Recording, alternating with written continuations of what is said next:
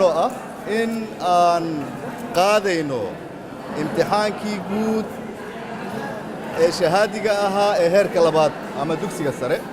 waa wasiirka waxbarashada ee xukuumadda Soomaaliya Cabdiraxmaan Daahir Cusmaan oo maanta daahfuray imtixaanka shahaadiga ah ee ardayda joogta deegaanada Puntland, Jubbaland, Galmudug, Hirshabeelle iyo gobolka Banaadir laga qaadayo. imtixaanka waxa uu fariisan doonto tiro gaaraysa 23,000. waxaa lagu geli doonaa 77 xarumood oo dalkoo idil ah laga soo bilaabo Gaalkacyo ilaa Kismaayo. waxaa ka shaqaynaya imtixaanka 77 qofood oo kormeerayaal ah, 77 qofood oo kaaliyayaal ah. waxaa ka shaqaynaya ilaa 1400 oo ilaaliyayaal imtixaanka ah. sidoo kale waxaa ka shaqaynaya imtixaanka dad gaaraya 1000 qofood oo ilaalinaya amniga iyo dad ka tirsan wasaaradda waxbarashada oo imtixaanka howlihiisa ka shaqaynaya. Ra'iisul Wasaaraha Xukuumadda Soomaaliya Xasan Cali Khayre waxa uu sheegay in dawladdu ay sii xoojinayso hannaanka imtixaan qaadista, sidoo kalena wasaaradda waxbarashada hidaha iyo tacliinta sare laga rabo in fursad waxbarasho ardayda Soomaaliyeed ay u abuurto.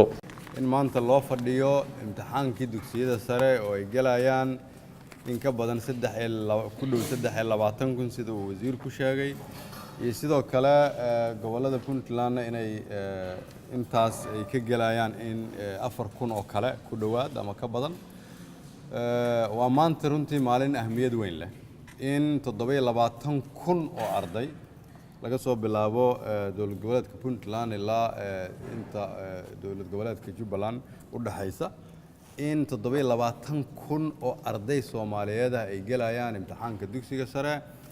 waa tilmaan muujinaysa in dalkeenu uu leeyahay rajo wanaagsan, in arday Soomaaliyeed oo insha Allah kulligood ama intooda badan ay mustaqbalka jaamacada geli doonaan, xirfado kala duwan baran doonaan, noqon doonaan dhalinyaradii mustaqbalka dalkan hogaami lahayd inay u fadhiyaan imtixaanka. aad ayaan ugu faraxsanahay.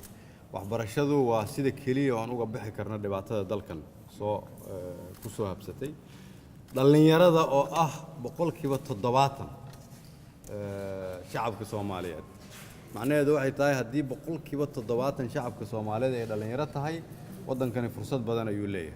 dadka Soomaaliyeed iyo madaxda marka waxaa muhiim ah inaan xooggeena ugu badan iyo maskaxdeena iyo muruqeena aan gelino sidii dhalinyaradaas aan u siin lahayn fursad ay wax ku bartaan, uguna abuuri lahayn shaqooyin kala duwan oo ay dalkooda ku horumariyaan.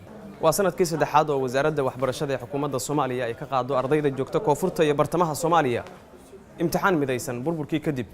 tira ahaan sanadkan ardayda galaysa imtixaanka wasaaraddu ay qaadayso waxaa lagu sheegay 27,000. sanadkii hore waxaa gashay 13,000 sida ay sheegeen mas'uuliyiin ka tirsan wasaaradda waxbarashada. Cali Aadan Muumin, Goobjoog, Muqdisho.